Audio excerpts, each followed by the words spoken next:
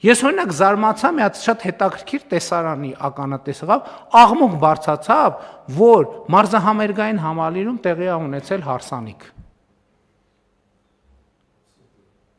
Հասկանում եք, այն որ տարիներով մարզահամերգային համալիրը քանդվում էր բառից բումն իմաստով, քանդվում, քայքայվում էր, եւ մենք այսքան միլիարդներ ենք դնում, հələ չենք կարող կանգնացնենք քայքայման process-ը։ Բա պետք է տնտեսվարությամբ զբաղվի, բա ասենք մարզահամերգային համալիրում ինչ պետք է տեղի ունենա։ Ինչ պետք է տեղի ունենա, համերգ տեղի ունենա, այն որ ընդհակառակը պետք է քաջալերել, որ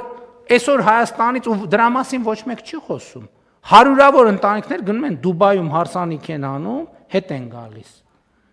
Իսկ որ ստեղ կարա սննդի համակարգը աշխատի, կարան երաժիշտները հավելյալ գումար ստանան, վերջը ենթակա դիզայներները հավելյալ գումար ստանան, չգիտեմ,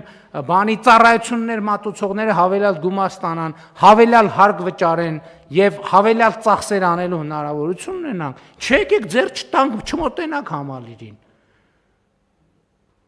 Սենց այս մտածողությամբ հասկանում եք, մենք մեր եկեղեցիներին էլ ենք տենց վերաբերվում։